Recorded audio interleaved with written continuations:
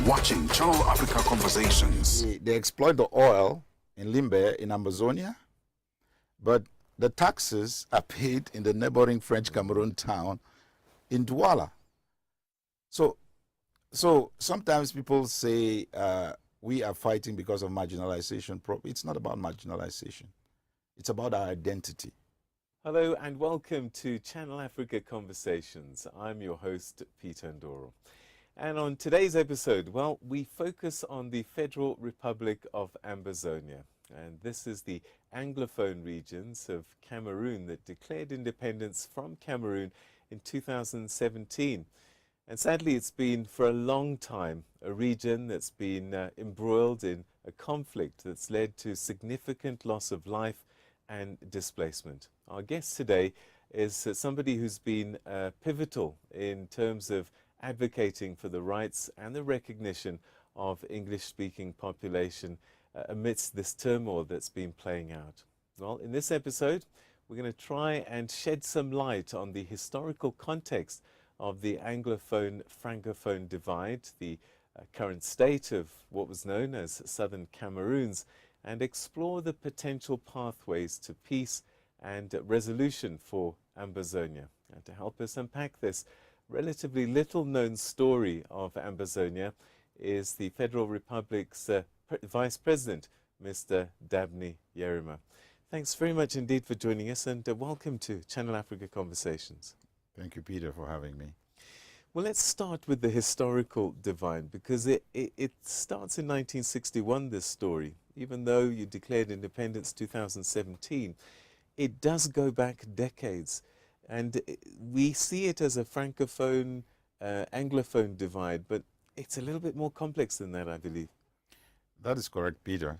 And I believe when I had the opportunity to travel abroad, you know, I could deduce from people who knew about Cameroon as a French country. But how did that all happen? You know, French Cameroon had her independence on the 1st of January 1960. And they were the Republic of Cameroon. So when the former British Trust Territory of Southern Cameroons, which is now Ambazonia, or some people call it Southern Cameroons, you know, they got their independence on the 21st of April, 1961. But by a fake plebiscite by the UN, Britain, and France, they decided that we'll get independence by joining Nigeria or French Cameroon, or the Republic of Cameroon. Let me use that so that your audience can understand. And so that plebiscite held, the fake plebiscite, and the results was that we were going to form a federation with with the Republic of Cameroon as two states of equal status. So the federal constitution, there's a clause in the federal constitution which state that nobody in any way should ever change the status of the country. That is a federal country. Then 11 years after that, in 1972, the then president, Amadou Ahidjo, you know, abandoned the federation and through a presidential decree changed the name of the country to the United Republic of Cameroon. So he didn't, you know, seek the concerns of our leaders. He used his big pen to do that. So our people petitioned, but to no avail because he had the military on his side. They had unpacked the Southern Cameroon's police and everything in our capital, Mboya, to Yaoundé. So they could do nothing. So that was when they started their assimilation and annexation policy.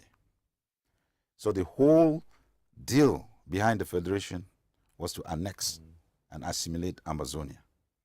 So in 1992, when Paul Biya took over from him, Paul Biya now changed the name to the original name of the Republic of Cameroon, which today we know is the Republic of Cameroon. So he came now to complete the assimilation process, the annexation process, which was their plan.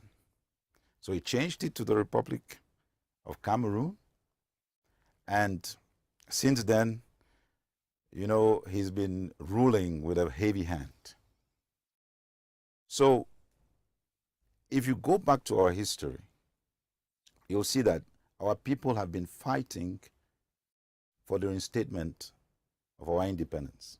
They've made many trips, like our leaders, like Foncha before their death and Muna. They've made many trips to the UN to ask that they correct the wrongs of that plebiscite. But it has always fallen on deaf ears. And today, we find ourselves in a genocidal war going on, because when all of these things were evolving, our people sat at one time in what is called the All Anglophones Conference 1. That took place on the 3rd and 4th of April, 1993 at Mount Mary in Boya. So, the resolution of that All Anglophone Conference was that Paul Biya should return the country to the federal state that was agreed, you know, with that gentleman, I want to put that clause, gentleman agreement during the time of the fake plebiscite. So Paul Biya did not listen to their quest. So the following year, there was AAC2, the All Anglophone Conference 2. This time it was in Bamenda, in Tamalung. So that is when our leaders at the time decided and said, we are going to form the Southern Cameroon's National Council, which I'm a member. And that Southern Cameroon's National Council will become the governing body of the Southern Cameroon's people. So before then, you had leaders like late Abel Mukong, who fought. He spent almost all his life, you know, between the 60s to the time of AAC2. He spent almost all his life in jail because he was fighting for the quest of reinstating the independence of Southern Cameroon. May his soul rest in peace. So SCNC had been like the leading organization. We had other organizations like the Southern Cameroon's People's Conference.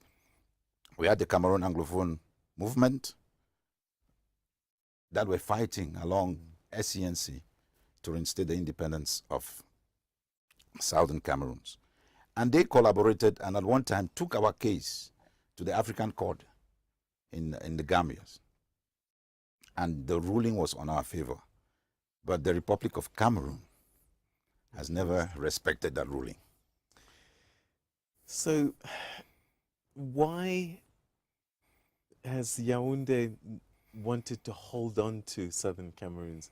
What is there that they couldn't let go of? I believe one thing about our people is our people are very hardworking. They're very productive. And moreover, when they discovered that we were very rich in natural resources, I think that is what has held them to stay. Like presently, Southern Cameroons provide about 60% of the GDP of the country. So how will you let them go? And they exploit the oil in Limbe, in Ambazonia, but the taxes are paid in the neighboring French Cameroon town in Douala. So sometimes people say we are fighting because of marginalization. It's not about marginalization. It's about our identity. You know, it's about our identity. We are a people. And moreover, we are two different peoples with defined international boundaries. So again, often it's reduced to Francophone, Anglophone. But what I've experienced across the continent is that those borders were fictitious, drawn on lines of longitude and latitude, and often not a reflection of the dynamics on the ground. Culturally, if we take English and French aside, Southern Cameroons and Cameroon, where they start to merge and come together, is there a similarity of the people on the ground, or is that a natural division that can say, yes, this makes sense to have Ambazonia here and Cameroon there? To the best of my knowledge, I believe culturally we are different because it is the impact of what? Colonization.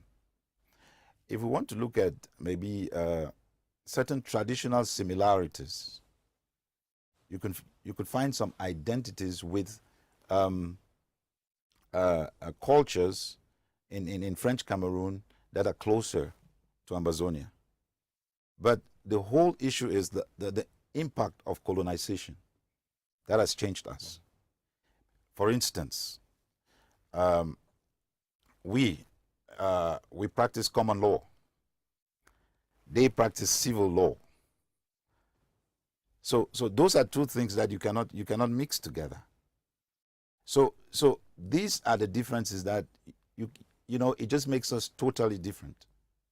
And those are some of the things that they were trying to impose on us. Imposing civil law, in our courts, judging our people with civil law. And then our lawyers have been trained with, through common law. And then a judge will be judging through civil law. No, it doesn't work that way.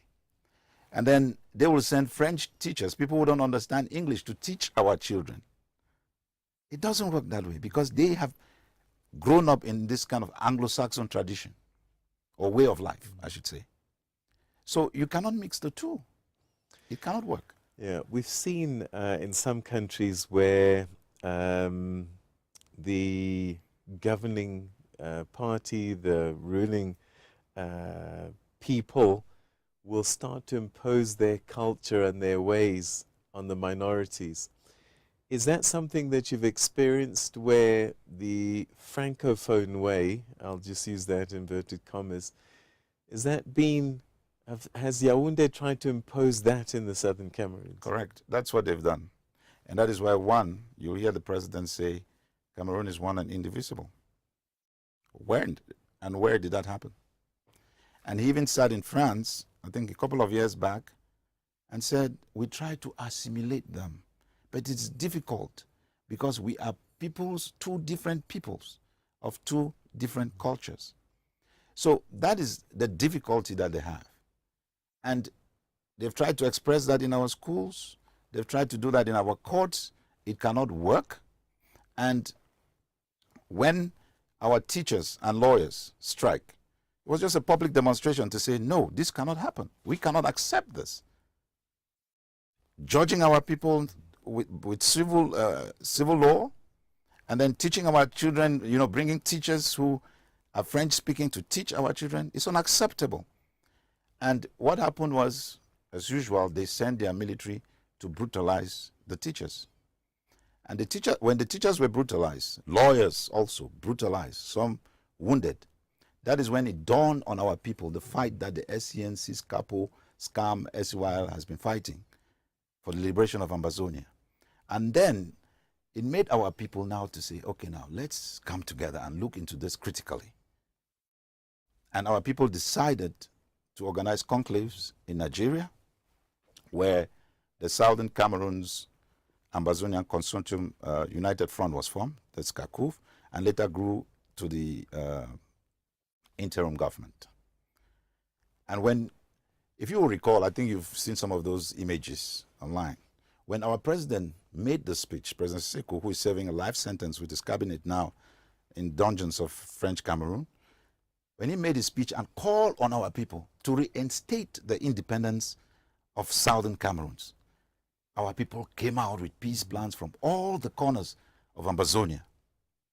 And it took Yaoundé by shock. So something was cooking. But that is the work that SCNC and all these other movements had been working on the ground. And then our people realized that it's time. It's time to stand up. And they said, enough is enough. They stood up, and when they stood up, what happened? Paul Biya declared war on us. And we have this genocidal war that is going on. Today we are counting about 50,000 of our people who have been killed. They are about 1 million internally displaced, persons.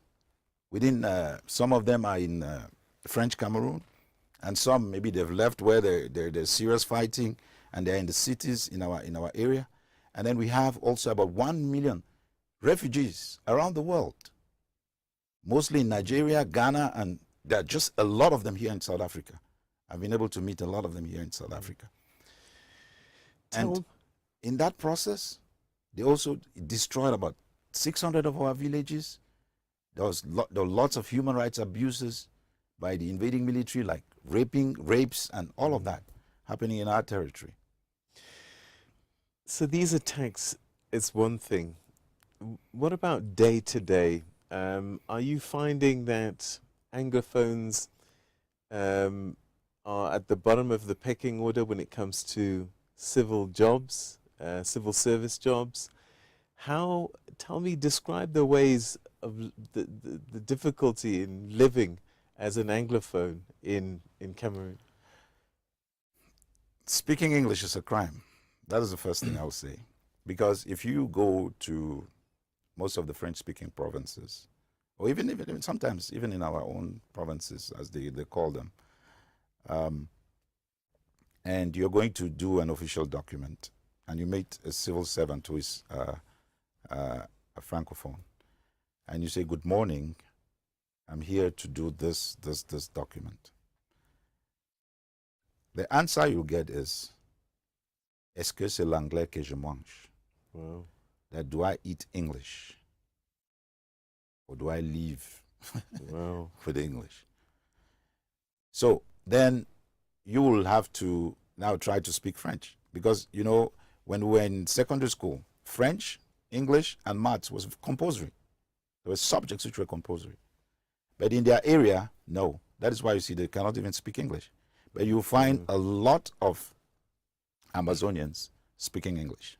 Now, let's go to the government, the cabinet of the Republic of Cameroon. An Ambazonian has never been the Minister of Defense, Finance. It's just recently that they got this puppet, Atanganji, and made him the Minister of Territorial Administration, which you can say it's, I think, Internal Affairs here. Let's talk about the Vice Chancellors in the universities. Ambazonia doesn't make up to 0.5%. Wow. Let's talk about the ambassadors around the world. Ambazonia doesn't make up to 0.5%. Let's talk about the civil administrators, like the governors. Ambazonia doesn't make 1% of them. Talk about the dues. Ambazonia doesn't make even 0.5%. And then let's go to even concours, or maybe some of the state exams, into the School of Magistracy. Let's say, for instance, the entrance exam needs about 50 candidates. Yes, they will tell us, you know, you have to pay this much money. So they use it as a form to make money. For registration, our people will pay. So they need 50 people, but you have about maybe 50,000 people registering for that exam. But amongst themselves, who are leading the country, they have already distributed the number of candidates that they have. So a minister can just call the Minister of Higher Education, or the Minister of Justice, and say, you know, I have my son that I want to go to the School of Magistracy. And they just enroll him. So if you don't have a godfather, or if one of them, you don't know one of them that you have to pay a lot of money to buy your way into, as an Ambazonian, then you cannot get in. So 2017, things have escalated soon after your Declaration of Independence. How has that, what was the catalyst? Was it the declaration, or was there something else going on? It began with the lawyers and teachers strike. But a lot of underground work had been done by the SCNC, because at that time there was a referendum going on that the SCNC wanted 1 million signatures of Southern Cameroonians saying we want to reinstate our independence, and they were to take it, and to the UN, and kind of like do a petition to say our people want their independence. They want their reinstatement. They want you to correct the wrongs of the fake plebiscite. So that happened in that same time. So while SCNC was doing that, that happened. The teachers and lawyers strike, like I explained before, happened, and it resulted now to what we are seeing today. You know, a war of genocide that is ongoing, and French Cameroon thought that within 3 weeks they were going to, just eradicate the whole of, Ambazonia. And some of them sat in their parliament, some of the ministers, they said, we'll just deal with those dogs, those rats, and they even called us 2 cubes of sugar that will just dissolve them so easily. Wow. So they thought they were going to use 3 months to do that.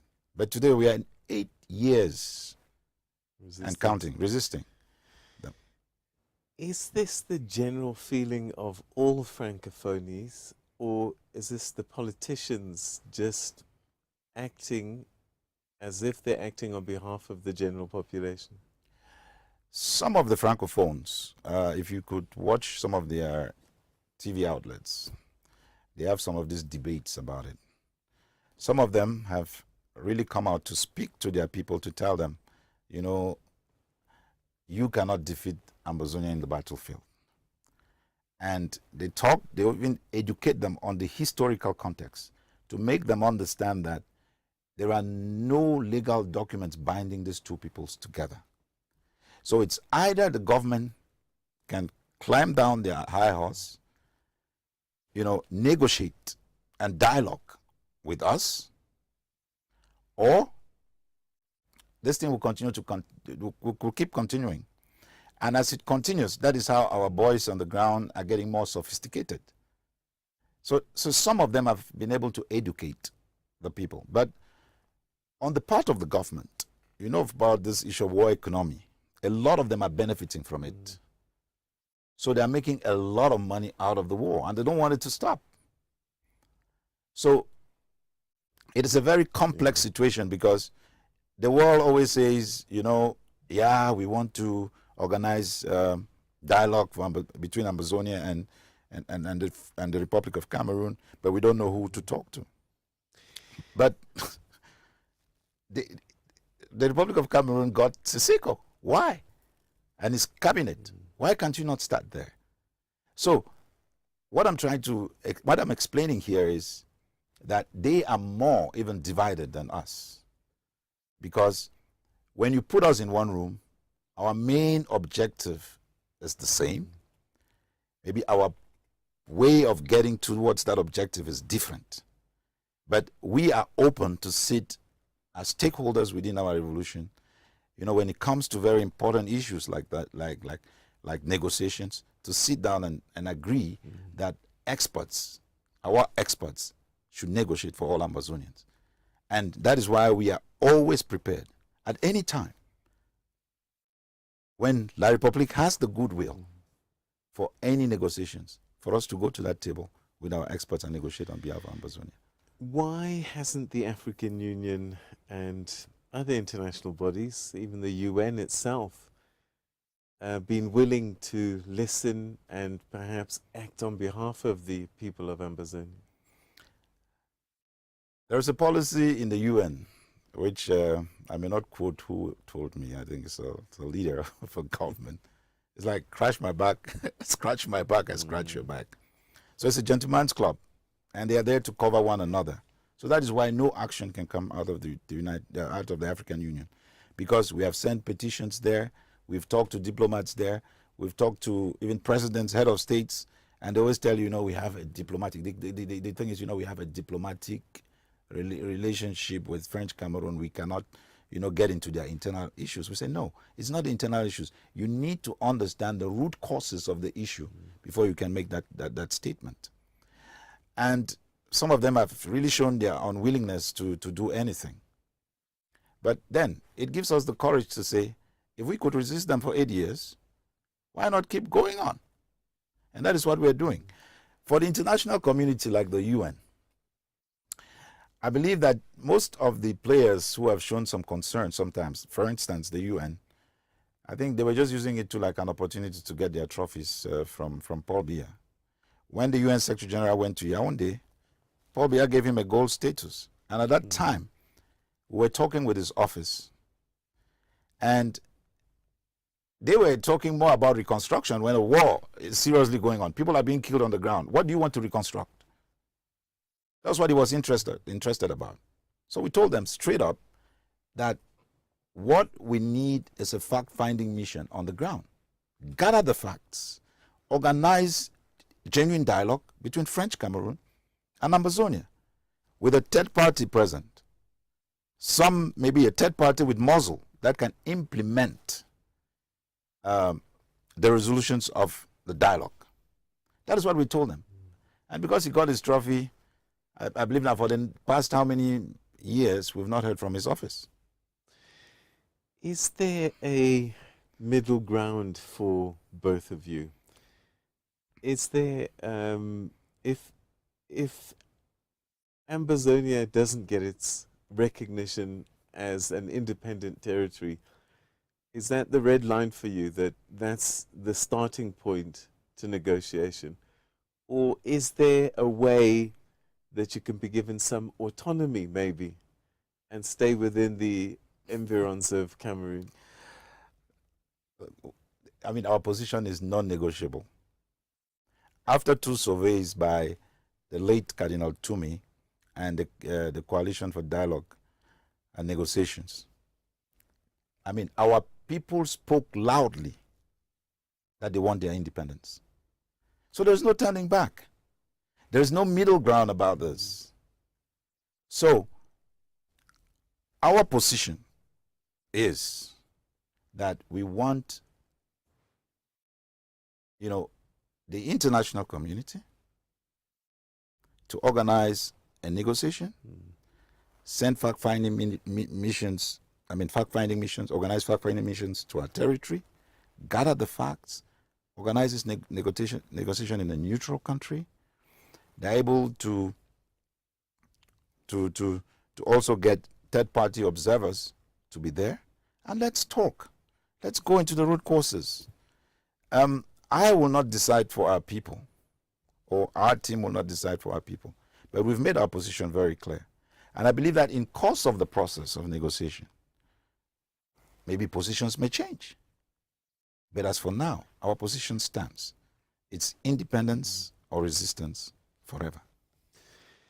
The average population of the African is 19. Are the young people in southern Cameroon's Ambazonia, do they have their hearts set on independence? And the 19-year-olds in Francophone Cameroon, are they resisting in the same way as their previous generation? I would say the 19 years old in French Cameroon are resisting because, one, they don't know anything about us. What they know is about them. But what they've been trying to do is to make us know certain things about them. They are resisting the truths. They don't want to look into the root causes. What they have in their mind, as they've been brainwashed by their leaders is Ambazonia, Cameroon is one and indivisible. But a 19-year-old is now, is aware, an Ambazonian, is aware that I have an identity. I can proudly call myself an Ambazonian, an Amazonian. I can sing our national anthem. They are aware that the plebiscite, since 1960, we've been suffering in the hands of this of French Cameroon. It was false. It was fake. So that is the difference.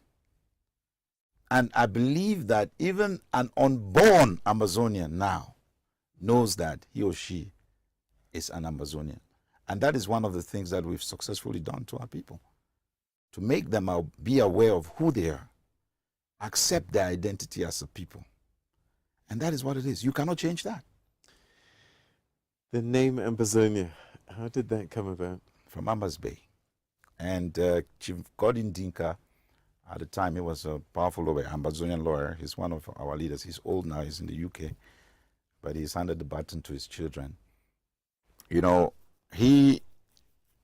looked into the root causes of of our problem, and he sued French Cameroon. And I think that was in the high courts in Bamenda. And he won. Wow. The judge in his favor, because he brought in this identity issue. And that is how he coined that name, Ambazonia. And every Ambazonian now is proud of that name. But yes, most of the times we use Southern Cameroons because we are a former British Trust Territory of Southern Cameroons. So that we also have to remind the UN about where we are coming from, because some of them will say we don't know Ambazonia. So we have to always remind them to understand that we are that people. That was a state of its own with international boundaries. We had 4 prime ministers within 11 years in the in that federation with French Cameroon. But since then, La République has had what? 2 presidents. Wow. Since the 60s. But we, one thing I have to really say here is we were the first democracy in Africa. And we proved that because you go back to our history, you will see that Dr. Emel Endele was a prime minister. Dr. Jongu Foncha was prime minister 2 times. Ngomjua was prime minister 1 time. And you had Estimona, who was also prime minister. So that is how democratic we were. Do you think you will see a day where the Ambazonian flag will be raised and you will be an independent state? I see that every day. I see a free Ambazonia where our children are able to dream dreams and work hard and they achieve them. I see a free Ambazonia where there are infrastructures, health facilities for our people. I see a free Ambazonia where no child will sleep in a day with hunger. And I see an Ambazonia going forward with leaders like those we see in Burkina Faso, like the late leader of Tanzania, what he did for the people of Tanzania, and what the new president of Botswana is doing for the Botswanan people, and what I have not followed President Kufuor of Ghana recently, but I believe I read his manifesto, what he plans to do for the people. I believe that is what I see for Ambazonia. An Ambazonia where the leaders work for the interest of the people and for the entire interest of Africa. I'm a Pan-Africanist. I believe in the dream of a free and a liberated Africa. An Africa where we have our own currency, an Africa where we have our free trade zone. I can be able to exchange like how our parents used to do, trade by barter. You know, what I'm good at, what I produce, I can easily bring it to South Africa, sell. And I believe if Africa can come to that consciousness, to know that they can be on their own and be able to do better than what the West can do. I can say this because I've lived in the West for a very long time. And I know the people who are putting the hard work to make the West be what they are. It's Africans, immigrants who are doing that. So if we can tap from that source of our own and trust them, because the problem about Africa is the issue of distrust, even amongst our people. Because now, for instance, I have a brother-in-law in Germany who is a medical doctor and a specialist, of course. And they brought this white lady and said, hey, this is the guy who's going to treat you. The white lady said, no, this one cannot treat me. And that is how we have been brainwashed to say the white man is better than us. They are not. We are more intelligent and better than they are. And if we can tap from our professionals abroad, I'm telling you, Peter, within 2 years, Africa will change. Wow. 2 years. And that is what I see for Ambazonia. And that is what I am, sacrificing myself for a better tomorrow, for generations of Ambazonians to come, and also for Africans. That's why I'm here. I'm always here in South Africa, I'm not only here just to visit or enjoy this beautiful country. I'm here because we are coming up with projects that is going to change the lives of many South Africans. These are projects that we would have been doing in Ambazonia, but we believe that as Africans, wherever we have the opportunity, we must be able to empower Africans to be competitive with those who make us look inferior, you know, and say we can do this and do it better. And that is why there's one of those initiatives like JLeaf Analytics here in Santon that is doing that.